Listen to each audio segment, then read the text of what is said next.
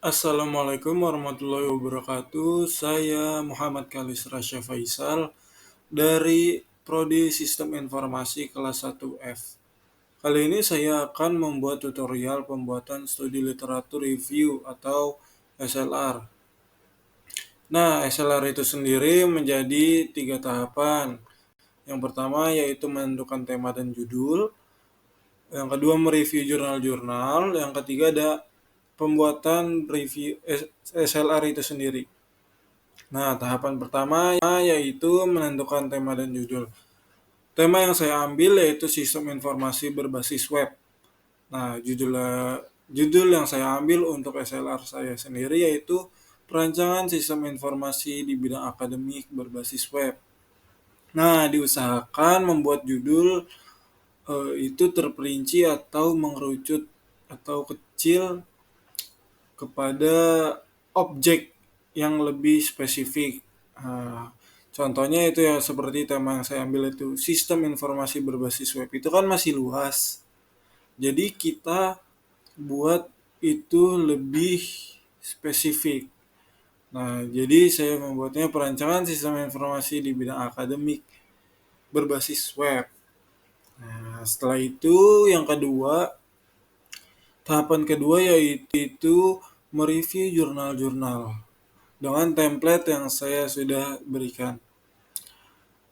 Yang pertama yaitu berisi tentang nama, volume, atau data-data tentang jurnal yang kita sudah pilih. Nah, isinya yang kita cari atau kita rangkum yaitu latar belakang, tujuan, metodologi, hasil pembahasan, kesimpulan, dan tanggapan yang kita isi. Nah, setelah ini saya akan memperlihatkan judul jurnal yang saya pilih dan eh,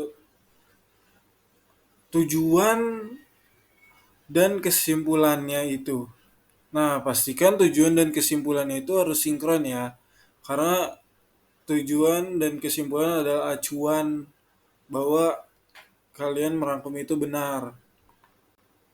Nah, yang pertama yaitu perancangan sistem informasi akademik pada sekolah menengah pertama berbasis web. Tujuannya itu adalah untuk merancang dan membangun sistem informasi akademik berbasis web yang dapat membantu mempermudah proses pendaftaran siswa baru. Nah, kesimpulannya itu yaitu adalah informasi akademik berbasis web ini berhasil memberikan kemudahan. Jadi, memudahkan itu sinkron ya guys. Nah, jurnal kedua yaitu Sistem Informasi Akademik Berbasis Web di SMA Taman Siswa Sukabumi. Mengidentifikasi sistem informasi akademik yang sedang berjalan di SMA Taman Siswa Sukabumi. Yang kedua, merancang sistem informasi akademik berbasis web yang dapat mendukung proses pengolahan data akademik di sekolah tersebut. Yang ketiga yaitu menguji dan mengimplementasikan sistem informasi akademik berbasis web yang baru. Nah, kesimpulannya itu yaitu sistem informasi akademik berbasis web ini mempercepat pengolahan dan mengarsipkan data akademik di SMA Taman Siswa Sukabumi, membantu mengurangi kerangkapan data atau kesalahan dalam pengelolaan informasi akademik. Jadi sinkron pada poin pertama, kedua, dan ketiga. Nah, selanjutnya itu perancangan sistem informasi profil sekolah berbasis website pada SDN 4 Kota Bengkulu.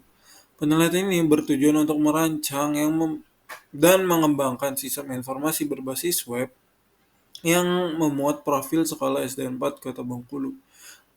Diharapkan sistem ini dapat mempermudah sekolah dan memberikan informasi kepada orang tua atau masyarakat dan mempermudah orang tua atau masyarakat dalam mengakses informasi sekolah kapan saja.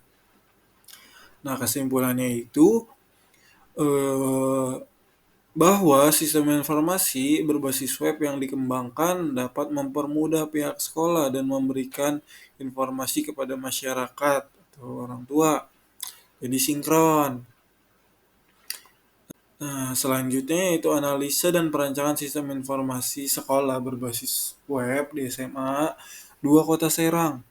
Nah, tujuannya itu merancang sistem informasi berbasis web yang bisa menyajikan data lengkap dan terperinci mengenai sekolah, khususnya di SMA Negeri 2 Kota Serang. Nah, kesimpulannya itu bahwa aplikasi sistem informasi berbasis web yang dikembangkan sangat bermanfaat, terutama bagi orang tua atau siswa yang ingin mencari informasi lengkap mengenai sekolah, jadi sinkron. Setelah itu ada perancangan sistem informasi akademik sekolah berbasis web pada Madrasah Ibtidaiyah Al-Karmaniyah, Kota Tangerang. Nah, tujuannya itu mempermudah pengelolaan data siswa, guru, dan jadwal pelajaran. Yang kedua, mempercepat proses pendaftaran siswa, pembuatan laporan nilai, dan pengelolaan data akademik lainnya. Dan yang ketiga, membantu pihak sekolah dalam menyampaikan informasi secara efisien kepada siswa dan orang tua. Nah, kesimpulannya itu eh, penelitian ini berhasil mengembangkan sistem informasi akademik berbasis web untuk Madrasah Ibtidaiyah Al-Karmaniyah, Kota Tangerang. Sistem ini menggantikan proses manual dalam pengelolaan data akademik seperti data siswa, guru, jadwal pelajaran, dan nilai. Dengan sistem ini, pengelolaan data menjadi lebih efisien, cepat, dan akurat. Jadi sinkron. Nah, tahapan selanjutnya yaitu pembuatan SLR itu sendiri. Nah, di sini ada contoh dari SLR itu sendiri. Nah, setelah itu kita masuk kepada poin-poin SLR yang harus ada dan yang saya sudah buat. Nah, yang pertama yaitu abstrak. Abstrak itu bisa kita buat pada akhir atau setelah kita membuat yang lainnya. Karena abstrak itu memuat isi dari jurnal yang sudah kita buat itu. Yang isinya ada pendahuluan, metode, hasil, dan pembahasan, simpulan, serta daftar pustaka mungkin tidak. Nah, setelah itu di sini ada pendahuluan yang saya buat. Pendahuluan itu memuat dari pendahuluan-pendahuluan dari kelima jurnal yang saya buat sebelumnya, yang sudah saya review sebelumnya. Nah, setelah itu metodenya. Metodenya itu menggunakan SLR itu sendiri karena sistem literatur review jurnal. Kita mengkaji atau mereview dari jurnal-jurnal yang kita sudah cari yang mengacu pada judul untuk dijadikan SLR ini. Nah, setelah itu ada hasil dan pembahasan. Hasil pembahasannya pun berisikan hasil dan pembahasan yang terdapat pada kelima jurnal yang sudah kita buat atau kita review. Selanjutnya, selanjutnya ada simpulan. Simpulan ini adalah kumpulan kesimpulan-kesimpulan dari jurnal yang kita sudah review sebelumnya. Jadi misalkan jurnal yang kita review itu ada 5, jadi kita masukkan kesimpulan-kesimpulan yang terdapat dari kelima jurnal sebelumnya dan kita jadikan berbeda paragraf atau jadilah 5 paragraf. Dan kita juga bisa menambahkan 1 paragraf lagi untuk menjelaskan lebih rinci tentang kelima dari kesimpulan yang ada di paragraf 1 sampai 5 itu. Nah, selanjutnya yaitu ada daftar pustaka. Daftar pustaka juga diambil dari jurnal-jurnal sebelumnya. Karena seperti judulnya yaitu sistem literatur review jurnal, Jadi kita mengambil dari sumber atau jurnal-jurnal yang sudah kita review sebelumnya.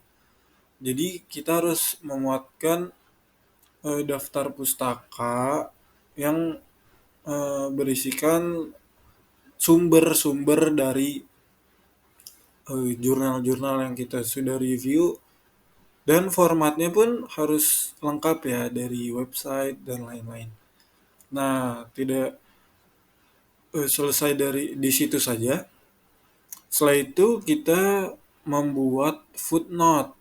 Nah, footnote itu biasanya terdapat pada bawah halaman, dan footnote bisa kita buat karena itu juga kita mengambil kutipan-kutipan dari jurnal-jurnal yang sudah kita review dan kita masukkan ke dalam poin-poin di dalam SLR ini. Nah, biasanya footnote itu bisa kita buat karena ada mengacu pada yang kita buat itu, biasanya ada kutipan angka kecil di atas em, tulisan kita. Jadi setiap kutipan kita tulis nomor, kutipan lain pun kita tulis nomor. Nah, jadilah kita bisa membuat footnote dan kita bisa taruh di bawah itu. Nah, footnote itu sendiri kita bisa membuat melalui Word itu sendiri secara manual, atau kita bisa cari di Google Scholar, maupun kita bisa memanfaatkan AI seperti ChatGPT, Blackbox, dan lain-lain untuk mempermudahkan kita pembuatan footnote itu sendiri. Nah, dari semua yang saya sudah jelaskan, jadi em, jika kalian ingin membuat suatu SLR atau studi literatur review, eh, tahapan tahapannya itu yang seperti saya sudah jelaskan dari pertama sampai sekarang, dengan format yang atau sumber yang jelas atau dan ini ya, terbukti benar. Ya, mungkin segitu saja dari saya. Mohon maaf apabila saya banyak kekurangan dan terbelit-belit dalam berbicara. Sekian dari saya. Wassalamualaikum warahmatullahi wabarakatuh.